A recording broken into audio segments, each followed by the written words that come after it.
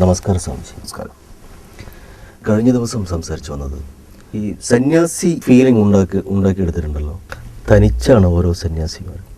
അവൻ്റെ ബോധത്തിൽ മാത്രമല്ലേ അവൻ. അതെ. വേറൊന്നിനോട് ചേർന്നാൽ അത് സംഘമായില്ലേ. അതെ.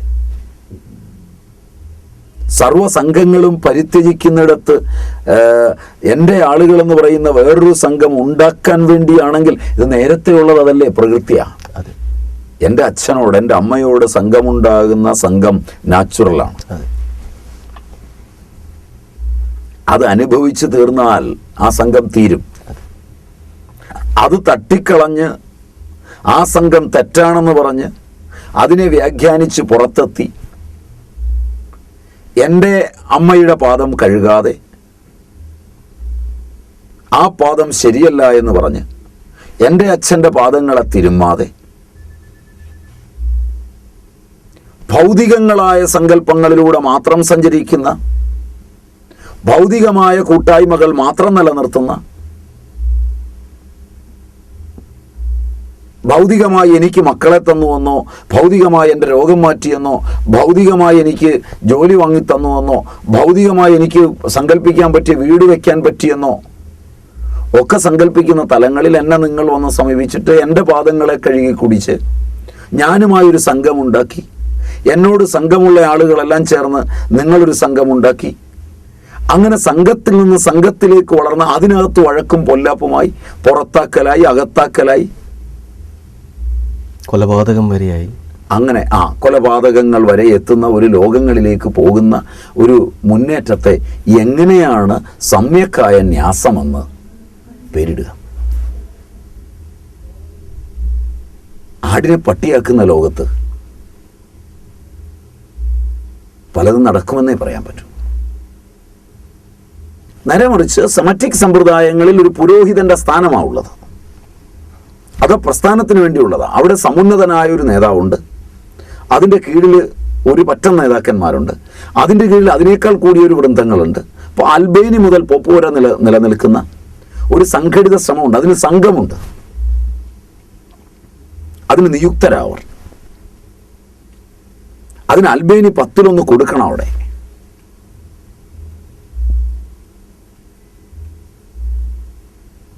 ബഹുമാന പുരസ്സരം പെരുമാറണം.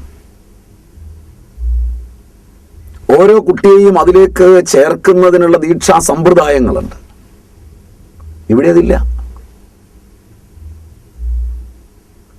ഇവിടെ നിങ്ങൾ പെട്ടെന്ന് കയറിയൊരു വികാരം കൊണ്ട് ചെന്ന ഒരാളെ കണ്ടു കഴിഞ്ഞാൽ ഉടനെ അവിടെ ചേർക്കുന്ന സമ്പ്രദായമൊന്നുമില്ല. നിങ്ങൾക്ക് ആ മമത പോയി എങ്കിൽ ചേരേണ്ട സമ്പ്രദായമേ ഉള്ളൂ നിയമപരമായി.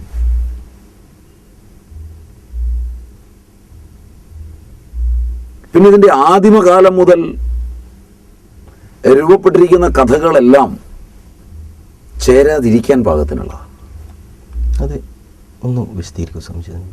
ഒരു സന്യാസിയെക്കുറിച്ച്, ഭാരതത്തിൻ്റെ ഋഷിമാരെ കുറിച്ചൊക്കെ അവരുടെ ആ ഔന്നത്യത്തെ അംഗീകരിക്കുമ്പോഴും ഭൗതികമായി അവരെക്കുറിച്ച് കേൾക്കുന്ന കഥകളെല്ലാം വൈകല്യങ്ങൾ നിറഞ്ഞതാണ്. പരാശരനെ, വിശ്വാമിത്രനെ, അവരുടെയൊക്കെ ഭൗതിക ജീവിത കഥ അത്ര മനോഹരമല്ല, മാതൃകാപരമല്ല. ശരിയല്ല. ഇപ്പം എന്നെ നിങ്ങൾ കാണുമ്പോഴും എൻ്റെ ജീവിതം കാണാതെ തന്നെ എന്നെക്കുറിച്ചൊരു സങ്കല്പം നിങ്ങൾക്കുണ്ട്. ഒരു കള്ളൻ,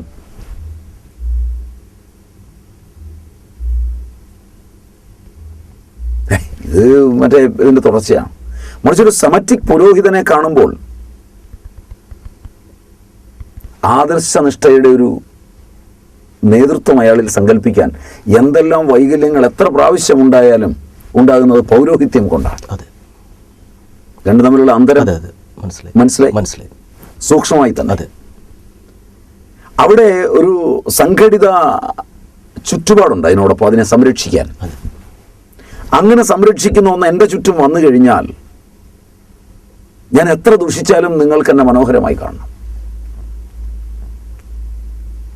എൻ്റെ സ്വാതന്ത്ര്യം നിലനിൽക്കുമ്പോൾ ഞാൻ എത്ര നന്നായാലും എന്നെ നിങ്ങൾ ദുഷിച്ച് കാണുന്നതുകൊണ്ട് എനിക്ക് നഷ്ടമൊന്നും വരാനില്ല. ഞാൻ നിങ്ങളിൽ നിന്നൊരു സംഘം പ്രതീക്ഷിക്കുന്നുവെങ്കിൽ മാത്രമാണ്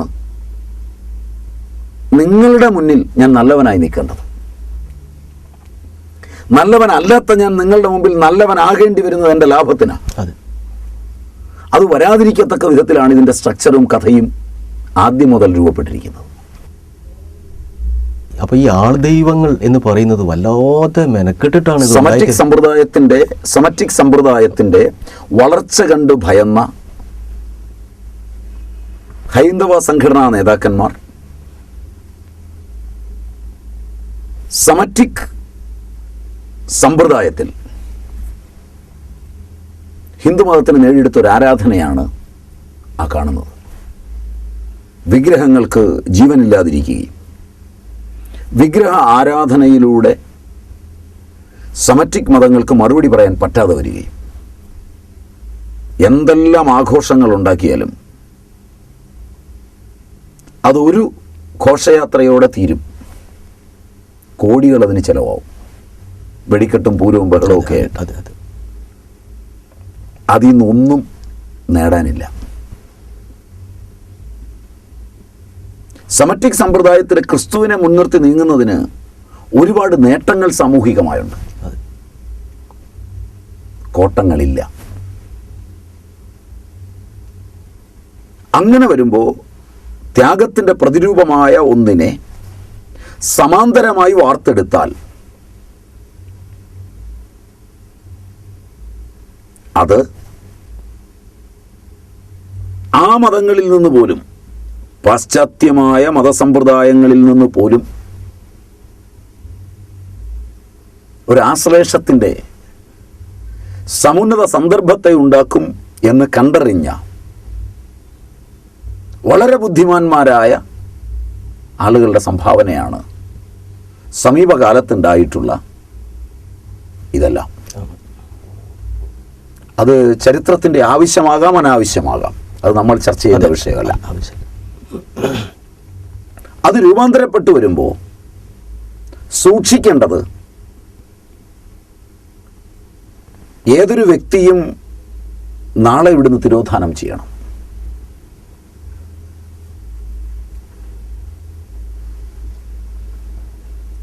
ഞാനും നാളെ തിരോധാനം ചെയ്യണം, ഇവിടുന്ന് പോകണം. എന്നെയും പറഞ്ഞു വിടും ഈ പ്രകൃതി. അല്ലെങ്കിൽ നമ്മൾ ഒരുപാട് പേരെ ഇപ്പൊ കാണേണ്ടതാണ്. അപ്പൊ എന്നെ പറഞ്ഞു വിടുന്ന രീതി വളരെ ആദർശവൽകൃതമായാണ് ഞാൻ പിരിഞ്ഞു പോകുന്നതെങ്കിൽ അതിന് ചടുലതയുണ്ടാവില്ല. ഒരളവ് വരെ ക്രിസ്തുവിൻ്റെ പിരിഞ്ഞുപോക്ക് ചടുലമായിരുന്നു. ലക്ഷോപലക്ഷം വരുന്ന ആചാര്യവര്യന്മാർ അനുഭൂതികളെ പ്രാപിച്ചിട്ട് നിർവാണത്തിലും സമാധിയിലും പ്രാപിച്ചിട്ടുണ്ടെങ്കിലും ക്രൂശിത മരണം പോലെ സ്തോഭജനകമായ ഒന്ന് ചരിത്രത്തിലുണ്ടായിട്ടില്ല. ശരിയാണ്. ബുദ്ധിജീവികൾ അതിൻ്റെ ആവർത്തനത്തിന് ഒരുങ്ങുമോ എന്ന് സൂക്ഷിച്ചിരിക്കുന്നത് നല്ലതാണ്. ഇത്തരം രംഗങ്ങളിൽ അല്ലാത്ത സൗമ്യവും ശാന്തവുമായ ഒരു വേർപാട്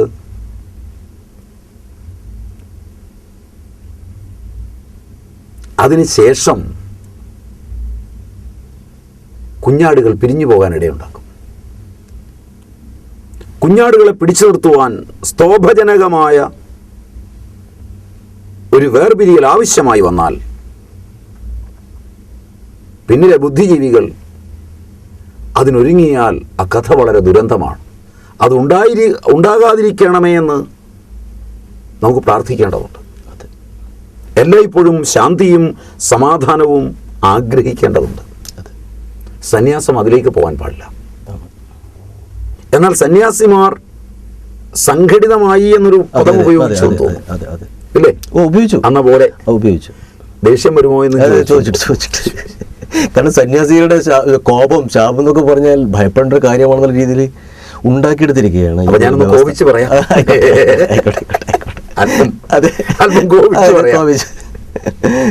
ഇന്ത്യയില് ഇതിന്റെ തലം ശരിക്ക് പറയുകയാണെങ്കിൽ ഞാൻ നേരത്തെ പറഞ്ഞ പൊട്ടപ്പുല്ലുകൾ കൊണ്ടും ശുഷ്കപത്രൗഖങ്ങൾ കൊണ്ടും കെട്ടിമേഞ്ഞ പാഴ്ക്കുടിലുകളിൽ ജീവിച്ച് ഇന്ത്യയെ നയിച്ചുവെന്ന് വള്ളത്തോളിനെ പോലുള്ള കവികളൊക്കെ പാടിയ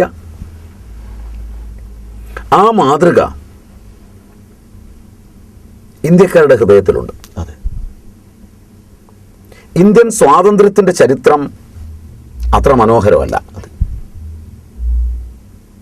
കാരണം ഇന്ത്യ സ്വതന്ത്രയായി എന്ന പദം പോലും ചരിത്രപരമായി അംഗീകരിക്കാൻ ബുദ്ധിമുട്ടുണ്ട്. ബ്രിട്ടൻ ഇന്ത്യ സ്വതന്ത്രമാക്കുമ്പോൾ പോർച്ചുഗലിൻ്റെയും ഫ്രാൻസിൻ്റെയും അധിനിവേശ പ്രദേശങ്ങൾ സ്വതന്ത്രമായില്ല. ഒരു പക്ഷേ പോണ്ടിച്ചേരി ഫ്രാൻസ് ബ്രിട്ടന് മുമ്പ് വിട്ടുതന്നിരുന്നുവെങ്കിൽ അരബിന്ദോയുടെ ഗതി വല്ലാതാകുമായിരുന്നു. ബ്രിട്ടൻ്റെ നിത്യശത്രുവായ അരബിന്ദോയെ തൂക്കിലിടാതെ ഇന്ത്യൻ സ്വാതന്ത്ര്യം തരുമായിരുന്നുവെന്ന് വിശ്വസിക്കാൻ പോലും പ്രയാസമുണ്ട്. വസ്തുതകൾ ശരിയാകട്ടെ ശരിയല്ലാതിരിക്കട്ടെ, ബ്രിട്ടൻ നമുക്ക് സ്വാതന്ത്ര്യം തരുമ്പോൾ ഏതായാലും പോണ്ടിച്ചേരി സ്വതന്ത്രമായിട്ടില്ല. ഇല്ല. ബ്രിട്ടൻ സ്വാതന്ത്ര്യം തന്ന് ഫ്രാൻസ് സ്വാതന്ത്ര്യം തന്ന് കഴിഞ്ഞിട്ടും പോർച്ചുഗലിൻ്റെ അധിനിവേശ പ്രദേശമായ ഡ്യൂൺ ഡാമനും ഗോവയും 61 വരെ നമ്മൾ കാത്തിരിക്കേണ്ടി വന്നു. രക്തരഹിത വിപ്ലവത്തിലൂടെ സ്വാതന്ത്ര്യം നേടിയെന്ന് പഠിക്കുന്ന വിദ്യാർത്ഥികൾക്ക് ജനറൽ KP കാണ്ടത്തിൻ്റെ നേതൃത്വത്തിലുള്ളൊരു സൈന്യം നേരിട്ട് അന്നത്തെ മന്ത്രിയായിരുന്ന VK കൃഷ്ണമേനോൻ ബ്രിട്ടനിൽ പോയി ബ്രിട്ടീഷ് പ്രൈം മിനിസ്റ്ററെ നേരിട്ട് കണ്ട് രാത്രിയുടെ അന്ത്യയാമത്തിൽ ടാക്സി പിടിച്ച് നമ്പർ 10 ഡൗണിംഗ് സ്ട്രീറ്റിലെത്തി ബ്രിട്ടീഷ് പ്രൈം മിനിസ്റ്റർ കിടക്കുന്ന കട്ടിലിരുന്ന് സംസാരിച്ചാണ് സൂയസ് കനാൽ അടയ്ക്കുന്നത്, പോർച്ചുഗീസ് കപ്പൽപ്പട വരാതിരിക്കാൻ. ഇതൊക്കെ ചരിത്രത്തിലുള്ളതാണ്. ബ്രിട്ടീഷ് പ്രൈം മിനിസ്റ്ററുടെ ഭാര്യ ലേഡി പ്രൈം മിനിസ്റ്റർ എഴുതിയൊരു വാചകമുണ്ട്. While he was talking I thought Suez canal was flowing through my bedroom.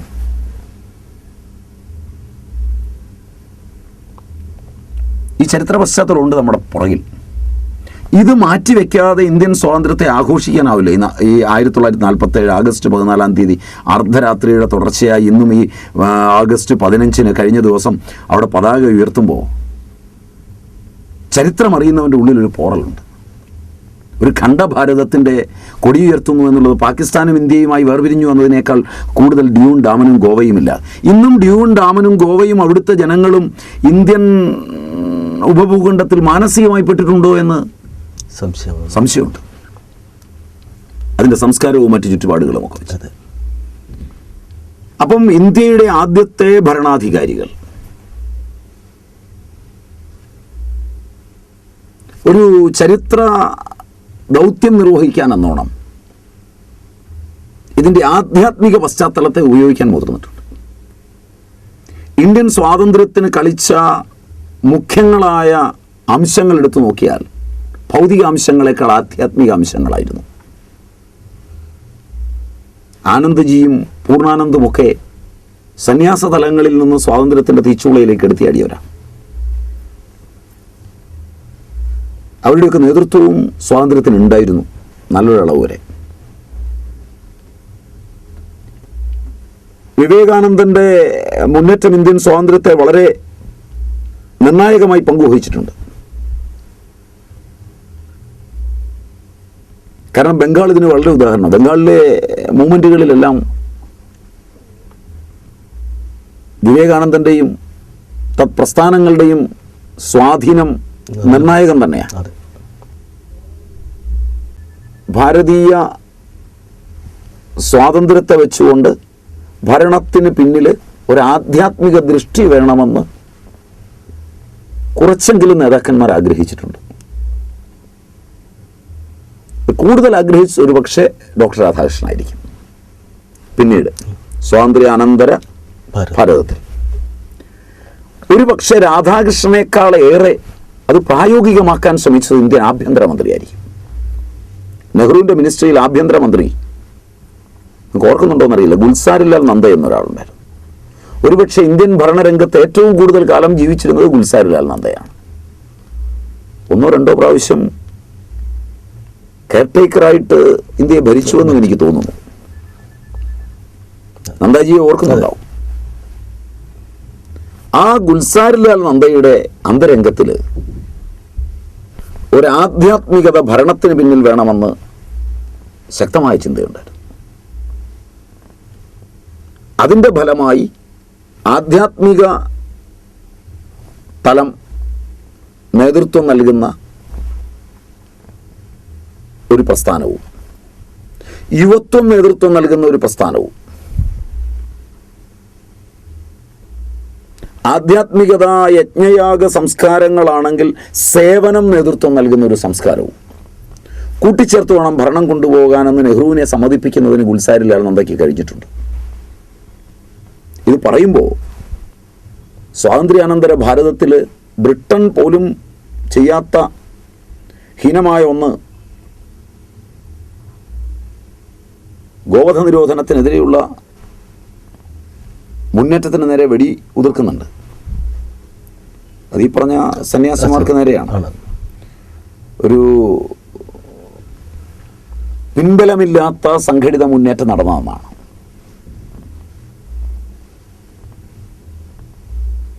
കരമാതൃജിയുടെയൊക്കെ നേതൃത്വത്തിൽ ഇതൊരു പിൻബലമില്ലാത്ത സംഘടിത മുന്നേറ്റമാണ്. ഭരണാധികാരികളുടെ പിൻബലം കൃത്യമായി കിട്ടാത്ത, എന്നാൽ മറയത്തിരുന്നവർ സഹായിച്ചിട്ടുള്ള ഒരു മുന്നേറ്റമായിരുന്നു അത്. അതിന് അനുബന്ധിച്ചാണ് ഗുൽസാരിലാൽ നന്ദയോട് ബന്ധപ്പെട്ട് ഭാരത് സാധു സമാജ് എന്നൊരു പ്രസ്ഥാനം തന്നെ ഉണ്ടാകുന്നത്. സ്വാതന്ത്ര്യം കഴിഞ്ഞ് സന്യാസം സംഘടിച്ചു എന്ന് പറയാവുന്നത് ആദ്യം ഇതാണ്. ഭാരത് സാധു സമാജ് കേട്ടിട്ടുണ്ടാവും. കേട്ടിട്ടുണ്ട്. ആനന്ദജിയും ഹരിനാമാനന്ദ്ജിയും ഒക്കെ ഉണ്ടായിരുന്നു. വളരെ നിർണായകമായി വളർന്നു വന്ന, ഇന്ത്യയിൽ വരെ കേരളത്തിൽ വരെ ബ്രാഞ്ചുകളുണ്ടായ ഒരു സംഘടിത ഇതായിരുന്നു. വലിയ സംഘടിതമായൊരു പ്രസ്ഥാനമായിരുന്നു. കേരളത്തിൽ അതിനകത്തുപെട്ട സ്വാമിജിമാരുണ്ടായിരുന്നു. വടക്കാഞ്ചേരിയിൽ നിന്നുള്ള ചില സ്വാമിജിമാർ, സ്വാമി ആതുരദാസ്ജിയെ പോലുള്ള സ്വാമിജിമാരൊക്കെ സാധു സമാജിലെ പ്രധാനികളായിരുന്നു. കേരളത്തിൽ മറ്റ് എല്ലാ സ്റ്റേറ്റുകളിലും വളരെ വിപുലമായി വന്ന ഭാരത് സാധു സമാജ്, ഭാരത് സേവക് സമാജ് BSS, ഭാരത് യുവ സമാജ് BYS, ഇന്നും പലയിടത്തും ബോർഡ് കണ്ടിട്ടുണ്ടാവും. ചിലയിടത്തൊക്കെ സ്വന്തമായി സ്ഥലവും ഉണ്ടാവും. ചിലയിടത്തൊക്കെ ഈ പോളിയോ വാക്സിൻ കൊടുക്കുന്നവരുള്ള പദ്ധതികളും ഉണ്ടാവും. അങ്ങനെയുള്ള ഒരു വിപുലമായ തട്ട് ഗുൽസാരിലാൽ നന്ദയുടെ കാലത്തുണ്ടാക്കിയത്. സ്വാഭാവികമായി എന്തെങ്കിലും സംഘടിച്ചാൽ അതിന് രാഷ്ട്രീയപരമായൊരു ചായ്വ് വരും. നെഹ്റുവിനോടും നെഹ്റുവിയൻ ആശയങ്ങളോടും ആധ്യാത്മികമായി യോജിക്കാൻ പറ്റാത്തവരുണ്ടാവും. എന്നാൽ ഭൗതികമായി അതിൻ്റെ പളവളപ്പ് അതുമായി ആശ്ലേഷിച്ചു നിന്നാൽ ഭരണരംഗത്ത് നിന്ന് കിട്ടാവുന്ന പ്രയോജനങ്ങൾ മുതലായവയെ കണക്കാക്കി കുറേ പേർ തീർച്ചയായും അതിനോട് യോജിക്കുകയും ചെയ്യും. കൂടുതൽ ആളുകളും ആ കൂട്ടത്തിലായി. അപ്പോൾ സ്വാഭാവികമായി അതിന് വിപരീതമായി രൂപാന്തരപ്പെട്ട സന്യാസിമാരുടെ മാർഗദർശക മണ്ഡലം പോലുള്ള പ്രസ്ഥാനങ്ങൾ പിന്നെയും ഉണ്ടായിട്ടുണ്ട്. ഇവയൊക്കെ ഉണ്ടാകുമ്പോഴും നിയതമായൊരു സംഘടനാ രൂപം ഇതിനൊന്നും ഉണ്ടെന്ന് എനിക്ക് തോന്നുന്നില്ല. കാരണം ഓരോ സന്യാസിയും ഇതിലൊക്കെ പെട്ടാലും അടിസ്ഥാനപരമായ ഒരു സന്യാസിയാണ്. അടിസ്ഥാനപരമായി അവൻ ഒറ്റയ്ക്ക് പോകാൻ പറ്റും. കാരണം ഇവൻ ചെന്ന് വീണ്ടും ഇവൻ്റെ വഴികളിലേക്ക് തിരയുമ്പോൾ അതിനോട് ആത്മാർത്ഥത ഉണ്ടെങ്കിൽ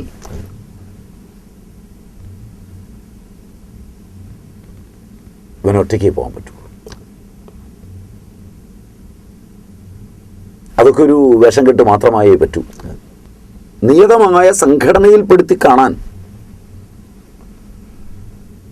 ഒരുക്കം നടക്കുന്നുണ്ട്. കുറേയൊക്കെ അങ്ങനെ ആയിത്തീരുന്നുണ്ട്.